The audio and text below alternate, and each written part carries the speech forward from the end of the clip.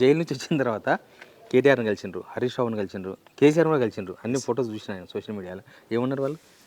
Party మొత్తం నాకు అండగా ఉన్నది. నేను జైల్లో ఉంటే హరీష్ రావు గారు వచ్చిర్రు, కేటీఆర్ గారు వచ్చిర్రు, చాలామంది మాజీ మంత్రులు, మాజీ ఎమ్మెల్యేలు, సీనియర్ నాయకులు, ఎమ్మెల్యేలు చాలామంది వచ్చిర్రు. తర్వాత కేసీఆర్ గారు ఎప్పటికప్పుడు మా అడ్వకేట్స్ లీగల్ టీంతో మాట్లాడుకుంటూ బెయిల్ పరిస్థితి ఏందని చెప్పి ఫాలో అప్ చేశారు. పార్టీ మొత్తం నాకు విన్నట్టుంది కదా. కేసీఆర్ ఏమన్నారు?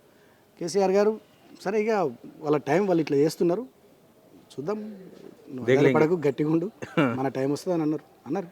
మన టైం వస్తుంది అని అన్నారు కేసీఆర్ గారు. ఓకే, మన టైం వస్తుంది డెఫినెట్గా, చూసుకుందాం అన్నారు. Go head. గో హెడ్, ఏం కాదు. 2 ఏళ్ళు అయిపోయింది, చూస్తుంటే 3వ సంవత్సరం నడవని బట్టి గట్టిగా కొట్లాడితే ఇంకా 2 ఏళ్ళు ఎటు పోతారు, ఇల్లు ఎంత దూరం పోతారు, ఇట్లా ఎంతమంది మీద దాడులు చేస్తారు, ఎంతమందిని జైళ్ళలో పెడతారు, ఎంతమందిని కొడతారు, ఎంతమందిని చంపుతారు. సరే చూద్దాం, మనం కూడా, ప్రజలు కూడా అన్నీ గమనిస్తున్నారు కదా. వీటి కోసం కాదు కదా వీళ్ళకి ప్రజలు ఓట్లేసింది, ప్రజలు వీళ్ళని నమ్మింది వీటి కోసం కాదు కదా. ప్రజలన్నీ గమనిస్తున్నారు, ఏం కాదు, కొట్లాడదాం, గట్టిగా కష్టపడదాం. డిసెంబర్ నుంచి నేను కూడా ప్రజాక్షేత్రంలోకి వస్తాను కూడా అన్నారు కేసీఆర్.